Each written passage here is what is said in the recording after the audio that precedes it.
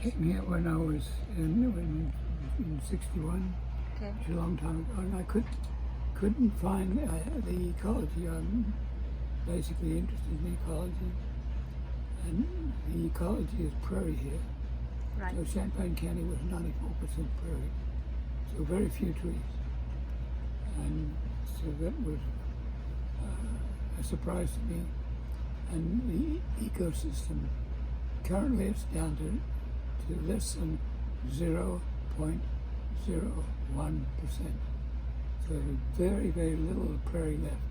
It's almost an extinct ecology.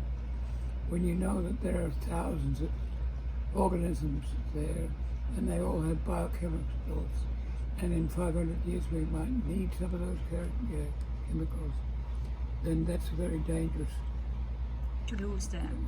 way of doing science. So I got involved some, and I didn't go back to Australia to reform it. I stayed here, and I've been doing it ever since.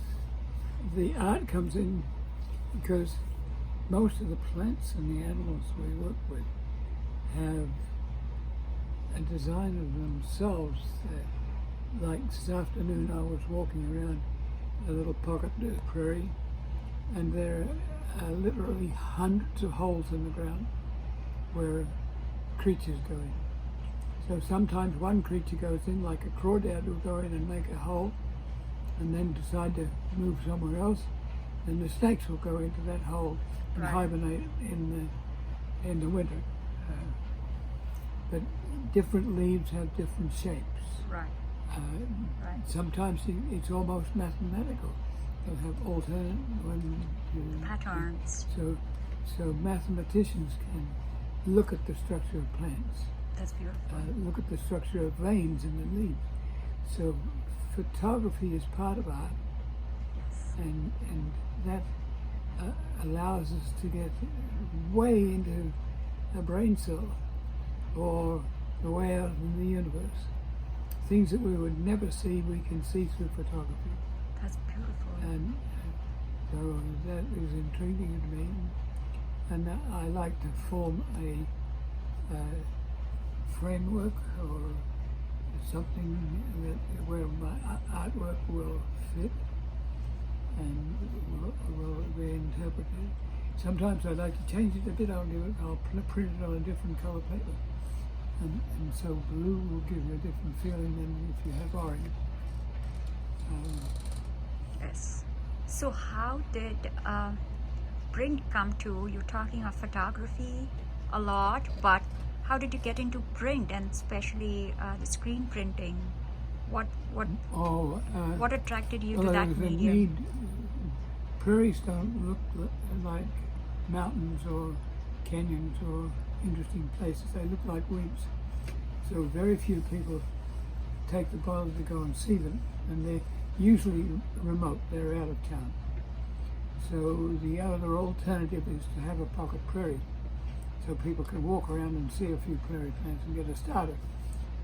The other thing to do is to use still photography or video to bring the prairie to them. Right. And that means you have to have classrooms, and you have to be able to teach or have meetings. Or Right. so that's how I got involved with it. Sometimes it's a sculpture. That's right. I have an egg, which is just wooden egg, and I'll take it to weddings as a fertility symbol, or I'll just have it in a place where people have to wonder what it is. Right. It's wood. Right. Sometimes it's a geological specimen.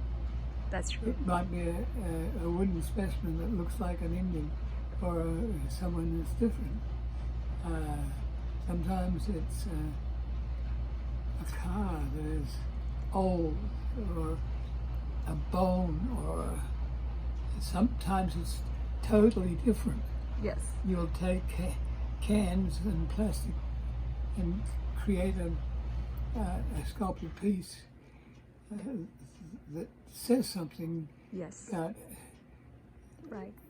the two pieces of junk you picked up. That's true. And I like how you're talking about the correlation of, the correlation of science to art to the Yes. geography to the, Well, the philosophy here. Everything is university- so connected, Universities have traditionally had specialists.